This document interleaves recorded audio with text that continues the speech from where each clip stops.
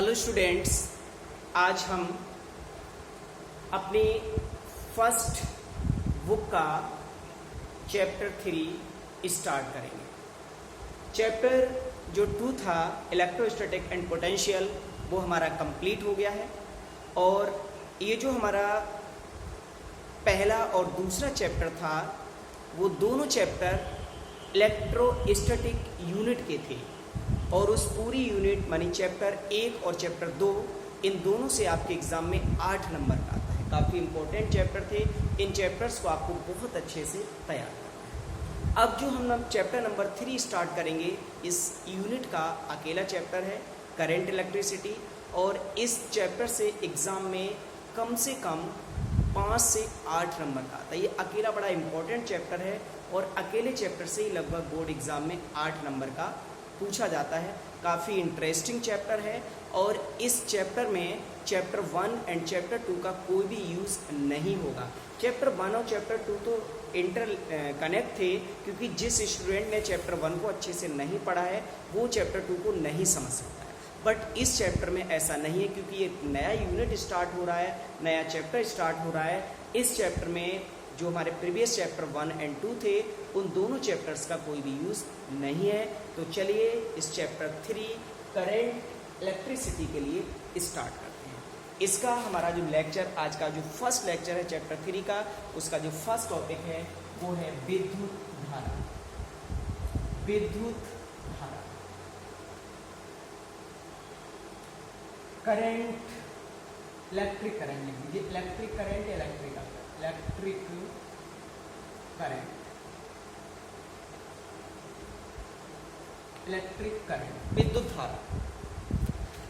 विद्युत धारा आप लोगों ने 10th में भी पढ़ी थी, 8th क्लास में भी आप लोगों ने पढ़ी थी, जूनियर लेवल पर। विद्युत धारा बहुत पहले से पढ़ते हुए चले आए हैं। और वही इसकी एक रटी रटाई डेफिनेशन है कि किसी चालक में आवेश प्रवाह की दर विद्युत धारा होती है। वही आप लोगों को यहाँ पढ़ना है, बस यहाँ उसका थोड़ा सा डिटेल हो जाएगा, डिस्क्रिप्शन हम उसका करेंगे। ठीक है, तो पहला जो हमारा टॉपिक है वो है इलेक्ट्रिक करंट, विद्युत धारा। धारा होती क्या है? देखिए, जो करंट का फ्लो होता है, कोई वायर है, आप लोग नॉर्मली कहते रहते हैं कि करंट लगा। ठीक है, हमने किसी वायर को टच किया और उसमें करंट लगा, तो जो करंट हमें लग रहा है वही विद्युत धारा है। अब विद्युत धारा होती क्या है?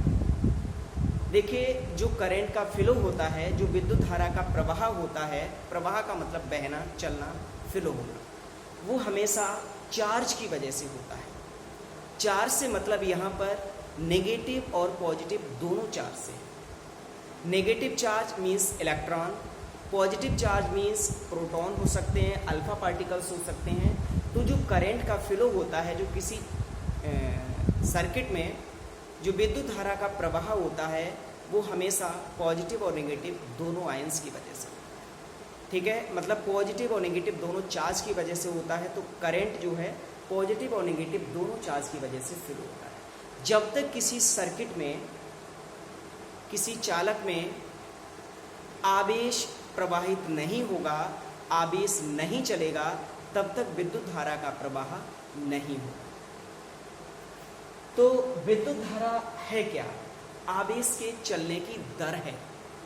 कोई चालक ऐसा है जिसमें आवेश के चलने की दर कम होती है, और जिन चालकों में या जिन सर्किट में आवेश के चलने की दर कम होती है, उनमें करंट का मान भी कम होता है, उनमें विद्युत धारा भी कम होती है। कुछ कंडक्टर सर्किट ऐसे होते हैं जिनमें आवेश के चलने की जो दर होती है वो ज़्यादा होती है, और जिनमें आवेश के चलने की दर ज़्यादा होती है, समझ जाइए उसमें विद्युत धारा का मान ज़्यादा है या विद्युत धारा उनमें ज़्यादा है।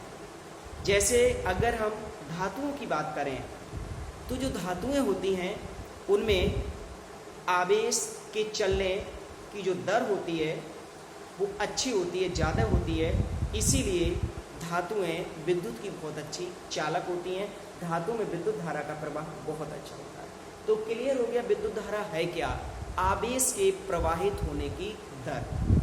आवेश के प्रवाहित होने की दर ज़्यादा है तो विद्युत धारा ज़्यादा है, आवेश के प्रवाह की दर कम तो विद्युत धारा कम। तो यहाँ से करंट की डेफिनेशन बनी, किसी चालक में आवेश प्रवाह की दर को विद्युत धारा कहते हैं। वो आवेश आपका कैसा भी हो सकता है, पॉजिटिव या नेगेटिव। हमने सपोज कर लिया किसी चालक कार में स्मॉल क्यू आवेश स्मॉल टी समय तक प्रवाहित किया जा रहा है, देन इस चालक में बहने वाली जो धारा I बराबर होगी वो Q अपॉन टी होगी। आवेश के प्रवाह की दर कैसे निकालेंगे? अगर दर से मतलब यहाँ पर समय दर से है, समय के साथ साथ आवेश इस दर से प्रवाहित हो रहा है, वो हमारी दर है। तो अगर हम आवेश के लिए, जो सर्किट में आवेश प्रवाहित हो रहा है, अगर उस आवेश के लिए उस टाइम का डिवाइड कर दें जितने टाइम तक वो आवेश उसमें प्रवाहित हुआ चला, तो हमें आवेश प्रवाह की दर पता चल जाएगी और उसी आवेश प्रवाह की दर का नाम होगा इलेक्ट्रिक करंट। देखिए अकॉर्डिंग टू फार्मूला अगर हम इसकी यूनिट देखें तो यूनिट इसकी कूलम पर सेकेंड होगी, लेकिन कूलम पर सेकेंड का एक शॉर्ट नेम एम्पियर है। तो यहाँ से आप लोगों को याद रखना है इलेक्ट्रिक करंट का जो एसआई यूनिट होता है, जो इसका एमकेएस पद्धति यानी एसआई जो यूनिट होता है वो क्या होता है, करंट का एम्पियर होता है। ठीक है, इसका एसआई पद्धति में जो मात्रक है वो एम्पियर होता है। और करंट जो खास बात है वो ये है कि जो करंट है वो एक स्केलर क्वांटिटी है, मतलब करंट में कोई डायरेक्शन नहीं होती, एक अदिश राशि। ठीक है, करंट को अदिश राशि माना जाता है। क्लियर हो गया विद्युत धारा क्या है? किसी चालक में या किसी परिपथ में आवेश प्रवाह की जो दर होती है उसी को हम विद्युत धारा कहते हैं। अगर किसी परिपथ में या किसी चालक में स्मॉल टी समय में क्यू आवेश प्रवाहित हो रहा है, देन चालक में बहने वाली जो धारा है वो I बराबर हो जाएगी Q अपॉन टी। तो ये फार्मूले के अकॉर्डिंग इसका जो यूनिट है वो कूलम पर सेकेंड हो गया, और कूलम पर सेकेंड ये जो यूनिट है इसके लिए हम एम्पियर भी कहते हैं। तो इसका एसआई जो यूनिट है वो क्या हो गया, एम्पियर। अब यहाँ पर देखें जो आवेश है, ठीक है, आवेश के चलने की पर्टिकुलर डायरेक्शन होती है। ठीक है, आवेश एक पर्टिकुलर डायरेक्शन में चलता है और उसी आवेश की डायरेक्शन से डिसाइड होती है करंट की डायरेक्शन। करंट की डायरेक्शन डिसाइड होती है। हालांकि देखिए करंट एक स्केलर क्वांटिटी है, एक अदिश राशि है। अदिश राशि होते हुए भी इसमें दिशा होती है। ठीक है, ऐसा क्यों होता है ये अभी हम इसके बाद डिस्कस करेंगे। तो देखिए जो करंट का फ्लो होता है वो इलेक्ट्रॉन की वजह से भी होता है, मतलब ऋणावेश, क्योंकि इलेक्ट्रॉन क्या है, एक ऋणावेशित कण है। और जो करंट का फ्लो होता है वो धनावेश की वजह से होता है, धनावेश की वजह से भी होता है, दैट इज अल्फा कण या फिर प्रोटॉन्स की वजह से भी होता है, क्योंकि जो अल्फा कण या प्रोटॉन्स होते हैं वो एक धनावेशित कण है। अर्थात जो विद्युत धारा का प्रवाह है वो ऋणावेश और धनावेश दोनों आवेशों की वजह से होता है, लेकिन इन दोनों धाराओं की दिशाओं में फर्क होता है। ऋणावेश की वजह से, इसमें देखिए नोट करके हमने लिखाया हुआ है, ये ऋणावेश की वजह से जो धारा होती है वो हमेशा ऋणावेश की अपोजिट चलती है। देखिए अगर कोई ऋणावेश इधर चल रहा है, इधर ये क्या है, ऋणावेश की डायरेक्शन, तो जो करंट की डायरेक्शन होगी वो एकदम जस्ट इसकी अपोजिट होगी। ये क्या है, I। तो बड़ा इंपॉर्टेंट पॉइंट हमें एक यहाँ से ये पता चला कि जो ऋणावेश की वजह से या इलेक्ट्रॉनों की वजह से जो विद्युत धारा का प्रवाह होता है वो हमेशा इलेक्ट्रॉनों के अपोजिट होता है, उसके विपरीत दिशा में होता है। तो देखिए ये इलेक्ट्रॉन अगर आपके इधर के लिए प्रवाहित हो रहे हैं तो करंट इसकी जस्ट अपोजिट होता है। जैसे हमने एक कोई वायर ले लिया एग्जाम्पल के तौर पे, ये वायर कोई AB है और इस वायर में ये इलेक्ट्रॉन चल रहे हैं, इलेक्ट्रॉन इसके A to B चल रहे हैं, A से B की ओर इलेक्ट्रॉन चल रहे हैं, देन जो करंट होगी, जो धारा होगी वो B to A की ओर जाएगी, क्योंकि जो धारा होती है इलेक्ट्रॉनों की वजह से वो हमेशा इलेक्ट्रॉनों के अपोजिट डायरेक्शन में चलती है। इसके बाद आता है current due to positive charge. धनावेश के कारण जो धारा बहती है या धनावेश की वजह से जो धारा की दिशा होती है वो हमेशा धनावेश के चलने की ही दिशा में होती है। जिधर धनावेश चलता है उधर ही धारा की डायरेक्शन होती है। जैसे देखिए ये पॉजिटिव चार्ज इधर के लिए चल रहा है, ये आवेश चल रहा है धनावेश, तो जो धारा होगी वो भी इसी डायरेक्शन में जाएगी। क्लियर हो गया? तो धनावेश के कारण जो धारा की दिशा होती है वो धनावेश की ही दिशा में होती है, और ऋणावेश के कारण जो धारा की दिशा होती है वो हमेशा ऋणावेश के अपोजिट होती है। दोनों पॉइंट्स आपको याद रखने, इन दोनों का यूज करना। इसके बाद अब इसमें एक बड़ा इंटरेस्टिंग क्वेश्चन बनता है। आपने अभी ये पढ़ा कि करंट एक स्केलर क्वांटिटी है, मतलब करंट में कोई भी डायरेक्शन नहीं होती है, मतलब एक अदिश राशि है, जबकि जो करंट होती है वो एक निश्चित दिशा में चलती है। हर वायर में, हर कंडक्टर में जो करंट का फ्लो होता है वो एक पर्टिकुलर डायरेक्शन में होता है।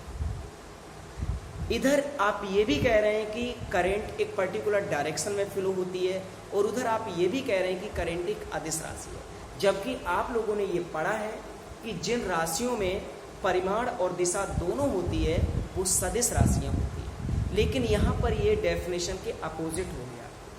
करंट के अंदर परिमाण भी है, परिमाण का मतलब कितनी करंट बह रही है, 1 एम्पियर, 2 एम्पियर, आधा एम्पियर, 3 एम्पियर, 4 एम्पियर, वो उसका परिमाण हो गया, मैग्नीट्यूड हो गया। और उसमें एक निश्चित डायरेक्शन भी होती है, एक फिक्स डायरेक्शन भी होती है कि वो करंट किस डायरेक्शन में बह रही है। यानी करंट के अंदर परिमाण भी है, करंट के अंदर डायरेक्शन भी है।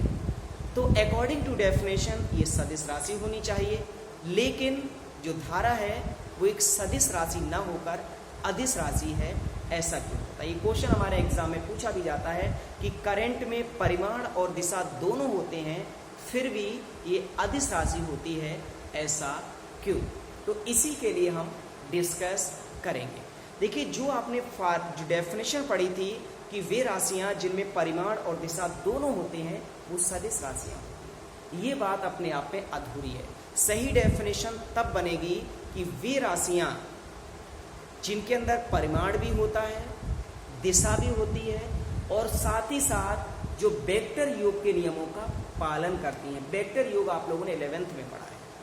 वे राशियां जिनमें परिमाण भी है, जिनमें दिशा भी है, और साथ ही साथ वो वेक्टर योग के नियमों का पालन भी कर रही हैं, केवल उन्हीं राशियों को आप सदिश राशियां कहेंगे। और जो राशियां वेक्टर योग के नियमों का पालन नहीं कर रही हैं, चाहे उनमें दिशा हो या परिमाण हो, उन्हें आप सदिश राशि नहीं मानेंगे। ऐसा ही करंट के साथ होता है। देखिए कैसे, जैसे हमने एक वायर ले लिया, एक कंडक्टर ले लिया, दो वायर हमने ले लिए। एक वायर ये है, इसमें 3 एम्पियर की करंट ले ली। एक वायर ये है, इसमें 4 एम्पियर की करंट ले ली। अकॉर्डिंग टू वेक्टर लॉ, जो वेक्टर लॉ ऑफ एडिशन है, जो हमारा वेक्टर योग का नियम है, अगर उसके अनुसार 3 एम्पियर और 4 एम्पियर का परिणामी निकालें तो कितना होगा? देखिए, वेक्टर योग के अनुसार 3 एम्पियर व 4 एम्पियर का परिणाम, इन दोनों का परिणामी कितना हो जाएगा? आई ले लीजिए इसे, और ये आपका 3 का स्क्वायर प्लस 4 का स्क्वायर। वेक्टर योग, क्योंकि देखिए दोनों ही परपेंडिकुलर वायर हैं, दोनों वायर 90 डिग्री के एंगल पर इंक्लाइंड हो रहे हैं, और जब दो वेक्टर क्वांटिटी 90 डिग्री के उस पर एंगल पर इंक्लाइंड होती हैं तो उनका रिजल्टेंट हम t square plus q square के अंडर रूट से निकालते हैं। तो ये आ जाएगा 9 + 16 that is square root of 25, और 25 का स्क्वायर रूट लेंगे तो 5 एम्पियर आएगा। मतलब वेक्टर योग के अनुसार इन दोनों करंट का जो परिणामी है वो 5 एम्पियर आना चाहिए।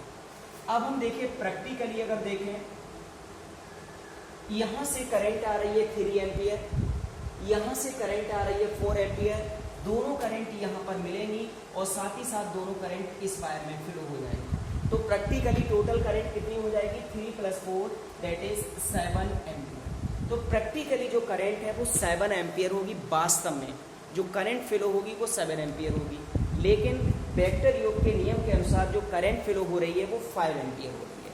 इसका मतलब ये हुआ कि यहाँ पर जो करंट है वो वेक्टर योग के नियम का पालन नहीं कर रही है, क्योंकि अकॉर्डिंग टू, अगर आप प्रैक्टिकली देखें तो ये करंट 7 एम्पियर हो रही है, और अगर हम अकॉर्डिंग टू वेक्टर लॉ देखें तो ये करंट 5 एम्पियर हो रही है।